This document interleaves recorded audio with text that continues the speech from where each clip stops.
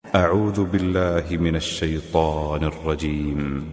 بسم الله الرحمن الرحيم. بسم الله الرحمن الرحيم. الحمد لله رب العالمين. وصلى الله وسلم على نبينا محمد وعلى آله وأصحابه أجمعين. Alhamdulillah, ang pasasalamat at paghingi ng tulong sa Allah Subhanahu wa Ta'ala sa pagbibigay palagi sa atin ng pagkakataon at magandang kalusugan, at tayo ay kabilang doon sa laging nagdidikir o nakakaalala sa Allah Subhanahu wa Ta'ala sa pamamagitan ng patuloy na pag-aaral kahit kukunti lamang. So ang pagpapatuloy ng pagpapaliwanag ng aklat ng Imam Sheikhul Islam Ahmad ibn Abdul Halim ibn Abdul Salam ibn Taymiyyah al-Harrani rahimahullah.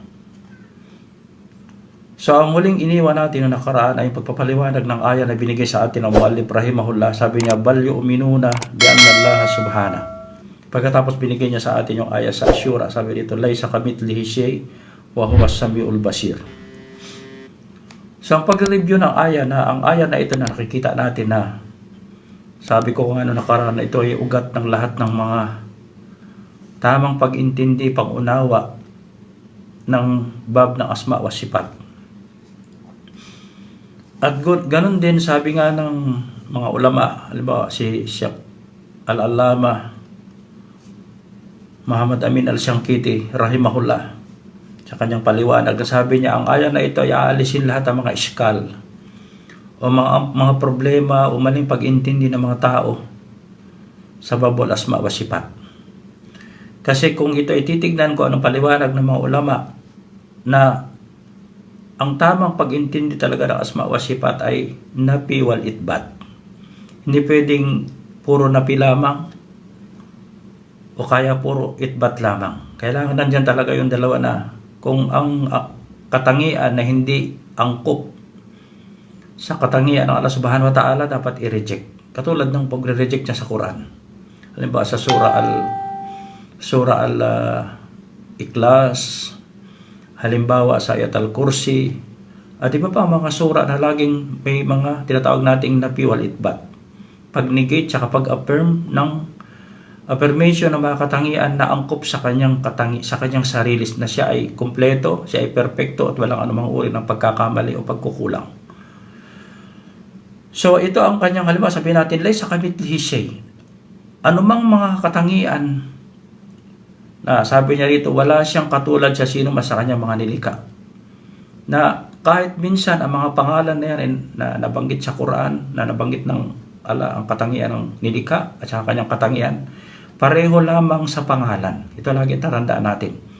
Pareho lamang sa pangalan, pero hindi magkapareho ng katotohanan o kung ano ang kanyang sifat o karakteristik. Pangalan lamang magkapareho. Katulad ng pinaliwanag ko noong nakalipas. Ang pangalawa sabihin natin, ang tao, siya ay may taong merciful rahma. Meron siyang rahma. Merong taong Rauf, katulad ginamit sa propeta Rauf ar-Rahim. Isa sa mga pangalan ng Allah Subhanahu wa Ta'ala. As-Sami, ang Allah ay nakakarinig. Al-Basir, katulad na nabanggit sa aya na ito. Pero ang tao rin nakakarinig, ang tao nakakakita. Nabanggit niya na meron siyang wads, merong yad, merong ain. Kaya lang, ang pangalan ay pareho lamang. Pero ang kanyang katotohanan o hakika talagang totally na napakalayo, dahil sabi nga ng Allah Subhanahu wa Ta'ala, pareho, kaya lang laysa kamithlihi shay. Sa kanyang sarili mo, sa kanya mismo sarili, sa kanyang dat, sa kanyang asma, sa kanyang sifat, sa kanyang apal. Na wala, hindi maaaring katulad ng Allah Subhanahu wa Ta'ala ang kanyang sarili sa sino man sa kanyang nilikha. Hindi katulad ang pangalan ng sino man sa kanyang nilikha. Hindi katulad ang kanyang katangian o sifat o karakteristik o ano man tawag, katangian, hindi maaaring maging katulad. Ito ay kanyang nire-reject o nininegate dito sa aya na ito. Laysa kamithlihi shay. Ganon din yung kanyang mga apal. Kanyang mga kilos, gawain. Siya ang lumikha ng lahat, magmula sa wala, gumagawa tayo ng ating ginagawa, kikreate tayo. Kaya lang meron tayong pinagkukunan. Ang mga doktor, minsan may isang nag-aagaw buhay. Sa tulong ng Allah subhanahu wa ta'ala, natutulungan lang mabuhay, madagdagan ng buhay. Pero ang Allah subhanahu wa ta'ala, siya talaga nagbibigay ng buhay at ng kamatayan. Yukrijul mayit minal hayy minal mayit. So, pangalan lamang ang pareho, yan tatandaan nating pag-intindi, pero totally na ang sifat ng Allah tabarak wa ta'ala, asma wa sifat wa af'al wa dat, talagang sabi nga natin, kung ang layo ng lupa sa langit ay napakalayo, lalo na ang Allah tabarak wa ta'ala. Dahil yan ay, sabi nga natin, ito ay asma wa sifat wa dat wa af'al ilahiyya o ilahi. At yan ay unseen, kailangan lamang natin ng kapag magsasalita tayo tungkol sa Allah subhanahu wa ta'ala, base sa dalil. Pagkatapos sabi nga rito, wa huwa as-sami' al-basir. Pagpapatuloy na naibigay ko sa inyong handout, sabi rito na Imam, palayan po na an humawa sa pabihi nafsa. So parang pinapaliwanag niya yung tahrib, ta'til, takyib, tamtil. Sabi niya rito, wala yan po na an humawa sa pabihi nafsa. Ang Ahlus Sunnati wal Jamaa, ang mga Muslim, ang mga mu'min, na follower ng mga propeta at mga sahaba, na iniintindi nila ang Islam, ang Quran at saka ang Sunnah, katulad ng pag-intindi ng mga sahaba. Sabi rito, palayan po na an humawa sa pabihi nafsa.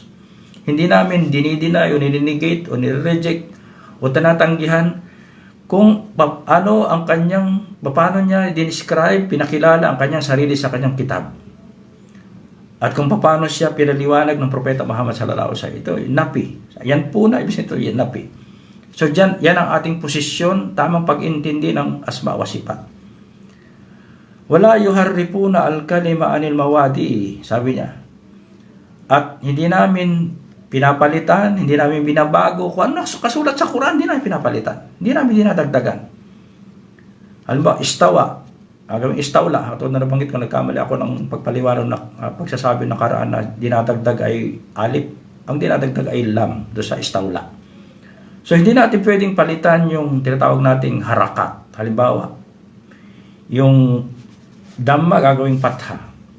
Halimbawa sa isang ayat sa Quran sabi ng wa kallamallahu Musa taklima. Na kinausap na Allah subhanahu wa ta'ala si Musa, Prophet Musa alayhis salam, direktahan. So sinasabi ng mga tao na hindi ang Allah hindi pwede magsalita kasi ang tao nagsasalita o kung kinakausap niya, binanggit dito ng Allah subhanahu wa ta'ala. Tao, isa sa katangian ni Prophet Musa, isang propeta na kinausap ng Allah ng direktahan. O sinabi dito, wa kallamallahu. So kinapalitan nila ng patha, yung dhamma, yung Allahu, ginagawa ng kallamallah. So magiging iba ang meaning. Sabihin dito, si Prophet Musa ang kumausap sa Allah subhanahu wa ta'ala. So kung ano ang tinanggap natin magmula sa propeta, paano ito binasa ng propeta, patha, yung kanyang kiraa, sabiya, ganun din ang mga sahaba. Kung paano sa atin pinasa ng mga kurunan, mupaddala, di natin pwede palitan kahit yung harakat. Lalo na yung tinatawag natin, dadagdagan natin ang letra, katulad ng ginagawa ng mga Yahud. O kaya binabago ang kanyang kahulugan sa pamagitan ng maling tafsir. Maling tafsir. Kaya sabi nga rito, wala yuharrifuna al-kalima an mawadi. Kung anong talagang nakalagay sa Quran, yun lamang ating sasabihin. Yun lamang ating bibigkasin. Hindi natin bibigkasin. Maaari, mga non-Arab, katulad natin, nagkakamali tayo sa pagbigkas sa pamagitan ng hindi naman talaga natin yan lisan o dila. Yung patha naging dhamma o ano minsan, ito ay pagkakamali na hindi sinasadya. Minsan pati nga mga Arab nagkakamali din dyan. Yan ay hindi naman tinutukoy natin. Kaya lang, pag nagkamali talaga tayo, halimbawa alhamdulillah, alhamda o alhamdi, iba ang meaning. Iba ang meaning. Alam natin yung mga Muslim. Kaya yan ay aklat o kitab ng Allah subhanahu wa ta'ala. Wag na wag talaga nating babaguhin, aalisin, papalitan ang kanyang kung ano nakasulat sa kitab. Paano binasa ng propeta? Paano natin ito narinig? Doon lamang tayo. Wala yulhiduna fi asma'illah wa ayati. Wala yulhiduna fi asma'illah wa ayati. Sabi rito ng Imam rahimahullah na ang Ahlus Sunnati wal Jamaa wala yulhiduna. Ang ilhad, ibig sabihin ng salitang ilhad, na hindi natin tinatalikuran o o hindi tayo lumilihis, o hindi tayo nagdi-debate, o umiiba ng direksyon sa pag-intindi ng asma wa sifat at ng aya ng Quran. Kung ano lamang ang nabanggit ng Allah subhanahu wa ta'ala sa Quran, sa kanyang sarili, at ng Rasul sallallahu alaihi wasallam, at kung ano nabanggit mismo sa aya ng Quran, wag na wag natin itong papalitan. Wag tayong lilihis. Kailangan manatili tayo sa siratal mustaqim. Manatili tayo sa siratal mustaqim. Pagpapatuloy, sabi ng Imam Rahimah, wala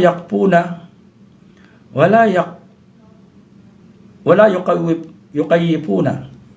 Takip na yung pag-i-explain kung paano. Na ipaliwanag din natin ng Quran. Na ang kaypiya o kung paano ang sifat ng Allah subhanahu wa ta'ala. Halimbawa, sabi ng Allah subhanahu ng Propeta Muhammad sallallahu alaihi wasallam sa hadith na sahih, yansilu rabbuna ila sama'id dunya. Na bumababa ang Allah tabarak wa ta'ala sa tulot al-layl sa unang palapag o sa sama'id dunya. So ito ay sami'na wa amanna. At ipapasa natin ito kung paano lamang, paano pinasa sa atin ng propeta sa mga sahaba, paano pinasa ng mga sahaba sa atin. Hindi natin sasabing hindi totoo yan. Ang Allah subhanahu wa ta'ala, siya mismo nakakilala sa kanyang sarili, at ang propeta Muhammad sallallahu alaihi wasallam, walang sino bang nilika nakakakilala o nakakaalam ng katangian ng Allah tabarak wa ta'ala maliban lamang sa Rasul sallallahu alaihi wasallam. Tayo ay tagapagtanggap lamang. So hindi tayo pwede magsalita sa mga bagay na yan kapag wala tayong revelation o wahi o dalil. Wala yukayyipuna, wala yumattiluna bisipati khalqihi. Sabi rito ng Imam Rahimahullah, at hindi natin siya hinahalin tulad. Hindi natin siya binibigyan ng similar o hinahambing sa sino man sa kanya. Bisipati khalqihi, sa katangian ng kanyang mga nilikha. Ang kanyang katangian, hindi natin hinahambing, hindi natin hinahalin tulad, hindi natin siya ginagawang ng similarity sa sino man sa kanyang mga nilikha. Laysa kamithlihi shay. Laysa kamithlihi shay. So kaya, halimbawa, diyan naligaw ang mga hindi mga Muslim. Sa pamagitan ng kanilang tinatawag nating pagbibigay ng metal, sasabihin nila, katulad natin, katulad ng kamay natin, katulad ng mata natin, yadina kayadullah, katulad ng. So ito ay talagang kupor. Kapag sinabi natin na ang Allah subhanahu wa ta'ala katulad ng ating katangian, ito ay kupor. Katulad ng mga Nasara at ang mga musyrikin. So, kung halimbawa, may nabanggit sa Quran, yan. Narinig natin at ipasa natin, basahin natin, yan. At kung anong pagkaintindi ng mga Arab, ng propeta na Arab, ng mga sahaba na Arab, yan ang taong pagkaintindi, yan, kamay. Pero hindi natin yan pwedeng ipaliwanag, magtatakip tayo, susobrahan natin ang paliwanag na wala naman tayong dalil, tigil tayo dyan. Tawkipiya. Tigil tayo. So sabi rito ng Imam na hindi natin siya ihahalin tulad ang kanyang mga katangian sa katangian ng sino man sa kanyang mga nilikha, li'annahu subhana, dito. Dahil katotohanan, sabi niya dito, subhana. Subhana, ibig sabihin sa subhana, tansi. Ibig sabihin nilalayo ng Allah subhanahu wa ta'ala ang kanyang sarili, na pinipri niya, na siya ay walang pagkukulang, na siya ay walang pagkakamali. Walang anumang uri ng shortcoming ang kanyang asma wa sifat. Ang kanyang kilos, ang kanyang af'al, walang anumang uri ng shortcoming o depekto, walang pagkakamali. Hindi siya nagkakamali.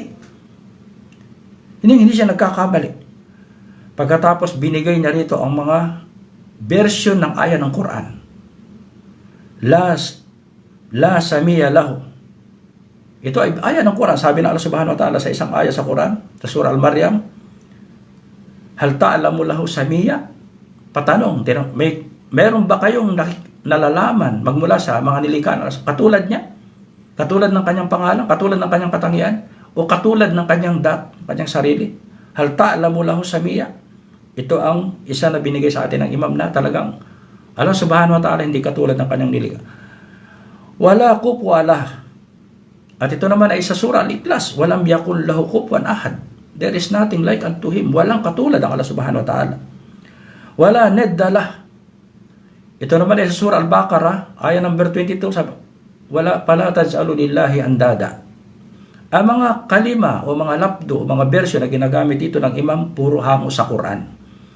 Katulad na nabanggit ko, para talagang i-reject o i-refute o pabulaanan ang mga sinasabi ng mga taong nagpapaliwanag ng asma wa sifat na walang dalil. Sabi niya dito, wala nidda lahu, na Allah subhanahu wa ta'ala, wala siyang karibal, wala siyang katulad, wala siyang katambal. Wala siyang kapareha sa sino man sa kanyang nilikha. Hindi nyo siya pwedeng ihambi. Wala yukasu bikalkihi subhanahu wa ta'ala. Wala yukasu, ibig sabihin dito, hindi nyo pwedeng gawin ang Allah na gawa ng kiyas. Kaya sa talagang analogy sa English o kaya sa Arabic, ang pwede natin gamitin Tagalog ay huwag ihahambing, huwag nating susukatin. Ito ang nakuha kong translation na wala akong makita. Huwag ihahambing. Dahil sa aya ng Quran sabi ng Allah subhanahu wa ta'ala, pala tadribu lillahi al-amtal. Huwag nyo siyang bibigyan ng kahalintulad o huwag nyo siyang isusukat o ihahambing, ihahalimbawa. Sabi natin, tadribu lillahi al-amtal. Huwag nyo siyang ihahalimbawa, ihahambing sa sino man sa bikalkihi subhanahu wa ta'ala. Ang dalawang katangian dito na ginamit ng imam, una, subhana, tanzi, inilalayo niya ang kanyang sarili sa anumang uri ng mga depekto, shortcoming, at anumang uri ng pagkakamali, ano pang na nangyayari sa isang nilikha. Wa ta'ala, na siya ay napakataas. Hindi siya pwedeng ibaba, hindi pwedeng ibaba ang kanyang katangian katulad ng mga katangian ng mga nilikha. Siya ay pinakamataas sa lahat. Siya ay matalul ala. Siya ay pinakamataas sa lahat. Pagkatapos, pagpapaliwanag pa rito ng Imam Rahimahullah, sabi niya, فَإِنَّهُ أَعْلَمُ بِنَفْسِهِ وَبِغَيْرِهِ. Ito na ang sabi dito ng Imam Rahimahullah. Dahil katotohanan at katotohanan, a'lamu binafsihi. Ang Allah subhanahu wa ta'ala, siya nakakakilala, nakakaalam ng kanyang sarili. Siya ay unseen. Siya ay mugaybayat. Siya ang unang-unang arkan ng iman. Al-iman billah, siya ay unseen. Kaya lang, sabi ng imam, siya nakakaalam sa kanyang sarili. Allah subhanahu wa ta'ala, siya mismo nakakaalam, nakakakilala sa kanyang sarili. Walang iba. Kaya, ano lamang ating access para natin siya makilala, malaman, maunawaan ang kanyang karakteristik o kanyang sifat sa pamagitan ng kanyang revelation. Wala tayong ibang pagkukunan. Hindi natin pwedeng kunin sa ating nakikita, narinig sa ating nakis na isipan. Kailangan kung ano lamang ang kanyang nabanggit sa kanyang kitab. Sabi rito, a'lamu binafsihi wa bigayrihi. Alam niya ang kanyang sarili at alam niya ang lahat, ang maliban sa kanya, sino man sa kanyang mga nilikha. Sabi na Allah subhanahu wa ta'ala sa ibang aya, aantum a'lamu amillah? Kayo ba nakakaalam tungkol sa Allah subhanahu wa ta'ala? O kayo ba nakakaalam o ang Allah subhanahu wa ta'ala? So ito'y patanong sa atin doon sa mga tao gumagawa ng kasinungalingan o nagsasalita ng tungkol sa Allah subhanahu wa ta'ala na walang kaalaman, na walang dalil. Pagpapatuloy ng Imam Rahimahullah, sabi rito, wa asdaqu qila wa ahsanu haditan min khalqi. Subhanallah. Ang Imam, subhanallah, very genius na tao, napakarunong. Kaya kung babasahin, kaya ang mga ulama sabi, lahat ng isang Muslim na sila ay nagkiklaim ng sunnah, na sila ay ahlus sunnah, kailangan basahin at pag-aralan lahat ang kitab ng imam, dalawang imam, Ibn Taymiyyah at Ibn Qayyim rahimahumullah. Sabi rito na wa ahsanu haditan min khalqi wa asdaqu qila, siya ang pinakatapat, ang kanyang salita pinakatapat sa lahat. Halimbawa, ang kanyang binigay sa atin na akbar o information magmula sa Quran tungkol sa kanyang sarili, wa asdaqu qila. Hindi natin pwedeng magkaroon ng anumang uri ng pag-aalinlangan na mayroong kasinungalingan sa Quran. Anumang uri ng katiting na pag-aalinlangan na sinasabi natin sa salita na yan ay may kasinungalingan, ada kupor. Yan ay kupor. Ang Allah subhanahu wa ta'ala, huwa asdahu qila. Ang kanyang salita, lalong-lalo sa kanyang sarili, sa anumang akbar, sa kanyang ahkam, lahat ng yan ay sadik katotohanan. Walang anumang uri ng maaari tayong sa abot ng ating kaalaman, ating pagsisikap, kahit isang taong tapat, maaaring siya ay makagawa pa rin o mahulog pa rin sa kasinungalingan. Pero Allah Tabarak wa Ta'ala, siya ay Al-Quddus, siya ay perpekto. Siya ay perpekto. Wa ahsanu haditan min khalqihi. At ang lahat ng kanyang sinasabi ay pinakatama sa lahat. Walang anumang uri ng pagkakamali. Kaya sabi nga ni Shaykh Uthaymeen rahimahullah sa kanyang paliwanag na Aqidah al-Wasitiyah, na ang tinatawag nating sadik na yan, base sa ang kanyang kaalaman, base sa katotohanan talaga, walang anumang uri ng pagkakamali. Na ang kaalaman na yan ay binigay sa atin Allah Subhanahu wa Ta'ala base sa katapatan, walang pagkakamali. At yan ay talagang lahat ay tama, walang anumang uri ng pagkakamali o pagkukulang. So kaya yan ang binigay niya sa ating akhbar o impormasyon tungkol sa kanyang asma wa sifat, na walang anumang uri ng pagkukulang ang Allah Subhanahu wa Ta'ala sa pagbibigay niya ng impormasyon sa atin tungkol sa kanyang sarili. Pagpapatuloy, sabi rito ng imam, na ito yung huling pinasa ko sa inyo, tumma rusuluhu sadiquna musaddiqun. At pagkatapos, sabi ng imam, ang kanyang mga sugo, na una, sabi na ang Allah Subhanahu wa Ta'ala, nilalayo niya ang kanyang sarili sa mga kasinungalingan ng pagpapaliwanag ng mga kasinungalingan ng mga taong hindi tama ang pagpapaliwanag tungkol sa bab ng asma wa sifat. Pagkatapos din yung mga propeta. Kasi kapag ang isang tao, nagpaliwanag tayo ng hindi na ayon sa Quran at sa Sunnah, inaakusahan natin ang propeta na ng kasinungalingan.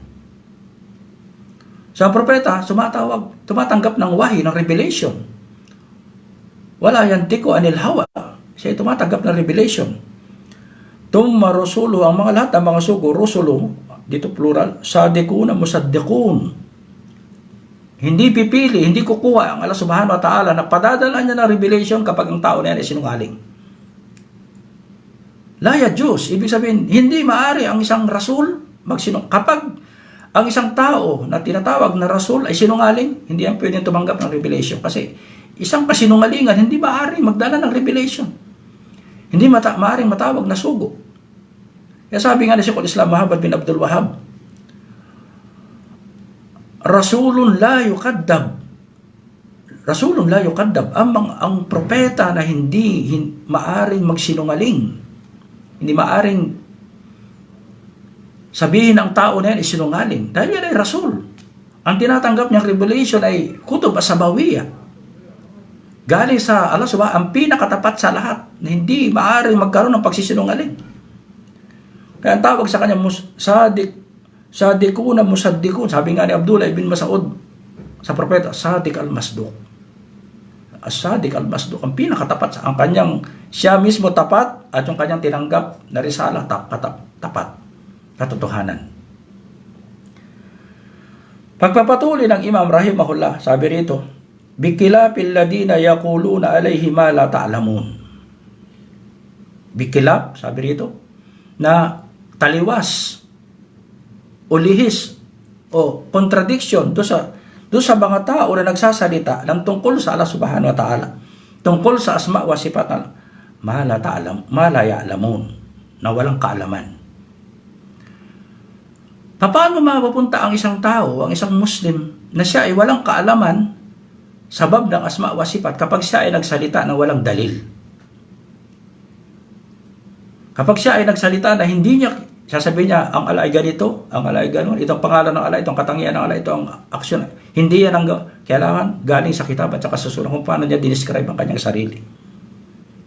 Kaya sabi rito, yaquluna alayhi ma la ya'lamun. At isa sa pinakamalaking kasalanan na banggit sa Quran, Allah Subhanahu wa Ta'ala, yung pagsasalita ng tungkol sa kanya, sa kanyang katuruan, tungkol sa kanyang din, sa kanyang sharia, na wala tayong kaalaman. An taqulu alallahi ma la ta'lamun. Na magsalita kayo ng tungkol sa Allah Subhanahu wa Ta'ala na wala kayong kalam. Sabi nga ng ibang mga ulama, ito ay minsan kahalintulad ng shirk.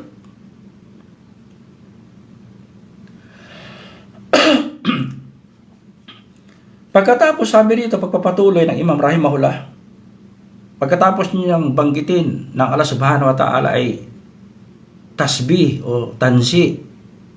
Allah Subhanahu wa Ta'ala ay napakataas, napakalayo sa lahat ng binibigay ng mga maling papaliwanag ng tungkol sa kanyang asma wa sifat, nagbigay siya ng dalil. Walihada qal, nagbigay siya ng dalil. Sabi rito, Subhana rabbika rabbil izza amma yasifun, wasalamun alal mursalin, walhamdulillahi rabbil alamin. So ito ay napakatibay na dalil ang binigay dito ng imam. Una, sabi nito, Subhana rabbika rabbil izzati amma yasifun. Nang Allah subhanahu wa ta'ala, siya ay subhana, na siya ay tansi, siya ay napakalayo sa anumang uri ng pagkukulang, unagis o pagbababa. At siya ay napakalayo, siya ay free sa anumang uri ng depekto o kamalian. Dahil bakit siya ay Rabbi? Ang inyong Rabbikal Isa, siya ay Isa. Siya ang pinaka-powerful sa lahat at ino-overcome niya ang lahat. Anumang uri na walang sino man na makapag-overcome maging ang kanyang karunungan o kaalaman. Ang sabi rito, amma yasifun, kung paano niya ang Allah subhanahu wa ta'ala ay malayo lahat, free sa lahat ng yan, kung paano siya dinidescribe ng mga tao o inilalarawan o pinapakilala ng mga taong walang dalil o mali ang pagdidescribe tungkol sa kanyang asma wa sifat. Pagkatapos sabi rito, wasalamun alal mursalin. Mismo ang Allah subhanahu wa ta'ala, pinagtatanggol niya ang mga propeta, dinidepend niya ang mga propeta. Sabi niya, ang mga propeta, ang mga sugo, ang mga rasul, sila ay salama sa inyong ibinibintang sa kanila na ang mga propeta ay nagsinungaling o nagsabi ng ganyan, mali tungkol sa asma wa sifat. Sabi ng Allah subhanahu wa ta'ala, ang mga sugo, salama, sila ay ligtas, sila ay free sa mga kasinungalingan dahil ang mga propeta sila ay tapat. Sabi nga ng propeta Muhammad sallallahu alaihi wasallam, tungkol sa, sabi niya, may mga tao minsan na hindi pinapaniwalaan ang sinasabi ng propeta. Ng Allah subhanahu wa ta'ala ay nalugod, siya ay nagagalit, siya ay bumaba sa kalangitan. Sabi ng propeta, inna a'lamukum billah ana. Sabi niya, walang sino man sa inyo na nakakaalam tungkol sa Allah maliban sa akin. Bakit? Bakit? Tumatanggap kasi siya ng wahi ng revelation. Hindi siya pwedeng magkamali. Kaya sabi na, wasalamun alal mursalin. Ito ay dalil sa Quran, al-Qati. Na ang mga propeta, ang mga mursalin, ang mga sugo, sila ay salama sa anumang uri ng kasinungalingan na hindi sila kasama ng mga tao na nagdi-describe ng katangian ng Allah Tabaraka wa Ta'ala na hindi nabanggit sa kitab at sa walhamdulillahi rabbil alamin. At pinuri ng Allah subhanahu wa ta'ala katulad ng kanyang pagpupuri. Sa surah Al-Fatiha sabi, walhamdulillahi rabbil alamin. Na ang kanyang pagpupuri dito, ibig sabihin na pinupuri ng Allah subhanahu wa ta'ala niya mismo, siya ang pumuri sa kanyang sarili na siya ay kumpleto ang kanyang asma wa sifat. Kamal ang kanyang asma wa sifat. Dapat natin siyang puriin. Dapat ihandog natin lahat ng uri ng pagpupuri sa kanya dahil kompleto, walang anumang uri ng nakis ang kanyang ang kanyang sarili, ang kanyang asma, ang kanyang pangalan, ang kanyang sifat, ang kanyang apal, ang kanyang mga gawain. Perpekto lahat. At ang ne'ma na yan na ipinagkaloob sa mga sugo at saka sa mga tao na gagamitin talaga ng maingat ang kanilang pag-intindi ng Islam, yan ay pinupuri natin Allah subhanahu wa ta'ala sa pagbibigay sa atin ng tamang Islam. At lahat ng naima na pinagkaloob niya sa atin. Kaya sabi rito, Subhana rabbika rabbil izzati amma yasifun, wa salamun alal mursalin, walhamdulillahi rabbil alamin. Ito ay nasa surah As-Saffat, aya number 180, 182. Ito ay dalil na ibig sabihin nilalayo talaga ng Allah subhanahu wa ta'ala ang kanyang sarili sa anumang pananalita o pagbibigay ng aral tungkol sa bab ng asma wa sifat. At ganun din ang pagsasalita ng walang sapat na kaalaman at hindi kukunin sa kitab at saka sa sunnah. Ito ay pag-aakusa sa mga sugo na mga sugo ay nagsinungaling at yan ay hindi lang yung katuroan. Wasalamun alal mursalin walhamdulillahi rabbil alamin. Pagtatapos sabi rito ng Imam rahimahullah, pasabbaha nafsahu amma wasapahu bihi al-muqalipun. Pinuri niya, praise niya ang kanyang sarili sa kanyang Quran. Ang kanyang sarili. Mismo dito, sabihin nga natin, nafsahu. Ito ginagamit ng imam. Inumpisahan natin to sa unang mga paliwanag, wasa pa binapsihi kitabi. Pasabbaha nafsahu. Ang lahat ng wording o labdo na ginagamit ng imam galing lahat sa Quran. Halimbawa, sabihin nafsahu, nafs. Sabihin natin nafs, ibig sabihin sarili o soul o ganyan. Ginamit, sabi niya, pasabbaha nafsahu. Anong dalil na ginagamit ng Allah subhanahu wa ta'ala sa kanyang sarili ang salitang nafsahu? Halimbawa, sa surah Al-Ma'idah, yung conversation ng Allah subhanahu wa ta'ala at saka si Isa ibn Maryam alayhi salam, sabi rito ng Allah subhanahu wa ta'ala pagkatapos niyang itinuro mo ba sa tao na sambahin ka at ang iyong ina? Sabi rito, sumagot si Isa ibn Maryam alayhi salam, ta'alamu ma fi nafsi, sabi ni Isa, alam mo kung anong nasa aking sarili. Pagkatapos tinukoy naman niya, wala a'lamu ma fi nafsik, at hindi ko alam ang tungkol sa iyong sarili. Maliban lamang kung anong dinescribe mo sa amin, binigay mo sa amin mula sa iyong revelation. So ang ginagamit ng imam na mga wording o salita o kalam dito sa kanyang kitab, ang ulat sa Quran. Kaya subhanallah, napakaingat ng imam na ito. Lalong-lalo tungkol sa Allah subhanahu wa ta'ala, dapat talaga napakaingat. Galing lahat sa Quran o sa authentic na sunnah. Ang ginagamit niya rito na hadith sa ang bandang huli na ginamit, una-muna, puro Quran, napakarami. Pagkatapos mga sahih na hadith. Pagkapatuloy, sabi rito, pasabbaha nafsahu amma wasafahu bihi al-mukalipun. So pinuri ng Allah subhanahu wa ta'ala na siya ay ligtas at malayo sa kalamang kasinungalingan sa pag-describe ng mga musyrikin, na mga kafiri, ng mga dalal na mga nagkiklaim na Muslim tungkol sa kanyang sipat do sa mga taong mukalipuna lirrusul. Ibig sabihin, taliwas, sumasalungat, at hindi sumasang-ayon sa katuruan ng mga rusul. Dahil lahat ng mga rusul, magmula sa unang tao hanggang sa huling rusul. Unang nabi, unang rusul ni si Prophet Nuh alayhi salam hanggang sa Propeta Muhammad sallallahu alayhi wasallam, ang kanilang pagdidescribe sa Allah subhanahu wa ta'ala galing lamang sa revelation. Hindi sila nagsasalita ng galing sa kanilang sarili. Lalong-lalo na tungkol sa umur ng ansin. Kaya minsan tayo, kapag may mga sahaba nagsasalita ng tungkol sa ansin at saka sa ahkam, tinitingnan talaga natin mabuti yung sanad kung yan ba ay marpo. Kapag yan ay may maukup, napakaraming pagtatalo ang mga ulama. Sabi rito, pasabbaha nafsahu amma wasafahu bihi al-mukalipun lirrusul wa sallama alal mursalin lisalama maqaluhu minan naqsi wal aib. Sabi rito ng Imam rahimahullah, wasallama, at ginawa ng Allah subhanahu wa ta'ala sa kanyang Quran na binanggit natin sa surah Safat na ang mga salama, ligtas ang mga rasul, ang mga sugot, mga propeta sa kasinungalingan, sa kanilang mga kasinungalingan at sinasabing walang katotohanan na walang mga dalil, sana mang uri ng binibigay nila na pagkukulang, unakis o shortcoming na katangian ng Allah subhanahu wa ta'ala, wal aib o uyub, tinatawag nating depekto o kamalian o ano mang uri ng depekto sa Allah subhanahu wa ta'ala. Ang Allah subhanahu wa ta'ala ay perfecto at walang anumang uri ng napis, siya ay kamal. Ang lahat ng kanyang asma wa sifat ay kamal. So inshallah, yan ang ating pagpapaliwanag sa apat na halka, inshallah, na naway pagkalooban tayo ng Allah subhanahu wa ta'ala ng tamang pangunawa at lagi tayong sumubaybay sa paliwanag ng mga ulama. At ito ang aking pinapaliwanag ay paliwanag ng mga ulama kung anong aming narinig sa aming duros. At ang ginagamit ko dito, mga aklat, ay kay Sheikh Uthaymin, kay Sheikh Bin Baz, kay Sheikh Al-Fawzan, kay Sheikh Al-Haras, at iba pang mga ulama ng sunnah. So kaya inshallah, hanggang dito na lamang. Wa sallallahu wasallam ala nabiyina Muhammad wa ala alihi wa ashabihi ajmain. Assalamu alaikum warahmatullahi wabarakatuh.